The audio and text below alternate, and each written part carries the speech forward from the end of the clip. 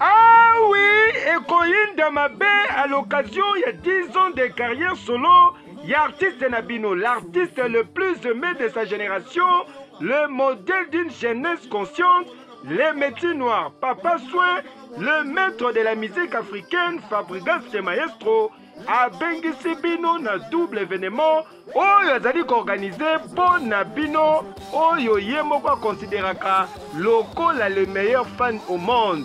Boya to fêter Longona Villa Nova, mokolo ya samedi 12 février na Hôtel Memling, pe dimanche 13 février na Foire internationale ya Kinshasa.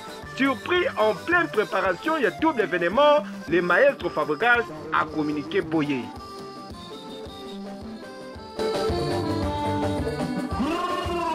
Ah. 10 ans de carrière, ça se fait. Boya Toto, Kissa Yangon appliqué. Banankini, Fabro, Navila Nova, 10 ans à Rosala. C'est grâce à vous, c'est pour vous en même temps. On va célébrer ça les 12 à l'hôtel Memling à partir de 19h et les 13 à la foire à partir de 15h30. J'appelle tous les Congolais et les Quinoises et Quinoises parce qu'on sait que les Kakabangon Nantina. Parce que je sais que j'ai le meilleur fan au monde. Yako Sambezate, 10 ans de carrière, ça s'est fait. Boya et Belé Toto qui s'ayango na briquet, Ndenge Kakezalaka avec les belles mélodies, Oyo Bolingaka, Yokelokoyo.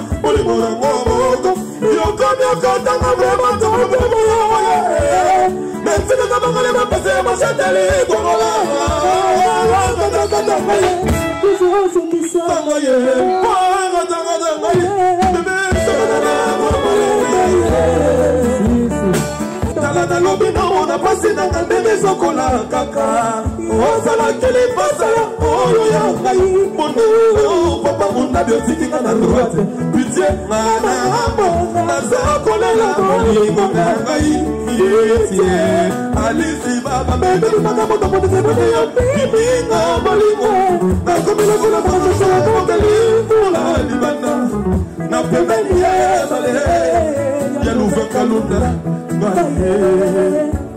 Kigera tangabi nakasima chango esilaka sherini nango esilaka te konya kola kakanga pamoni sapasi be kakanga yo mamala ko esilaka la yobela ngada mawa eri delina jiras mawo ina leli Christian de la fe Isugeze vidara vimba susi me talangana foto selfie mon fende te beni bote choke son filmer qui me couleur mane que la nina la tanki toka bote ça ya mon bidioto pas bien dans ma planète nous le deux de Tibula boye bisaye mon toit kokufawa Gloria Tiba mon Francine salé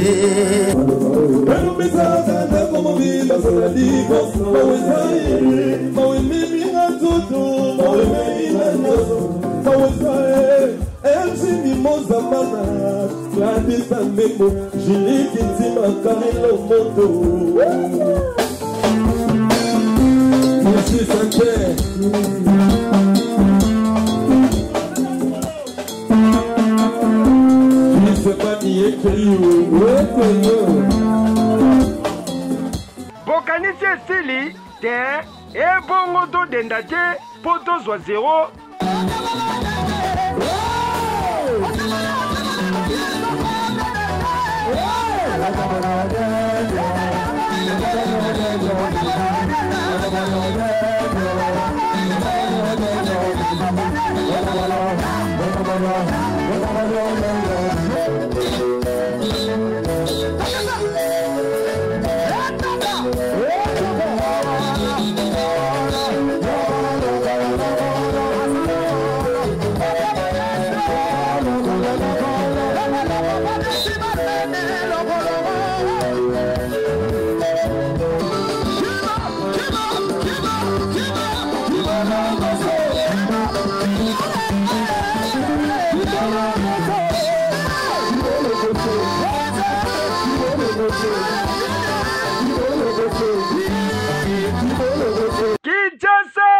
alors Moutoua Zangate, samedi 12 février na hôtel Memling, pe dimanche 13 février na Fikine, pour ekozala somo. Eh, Keyo! Oui!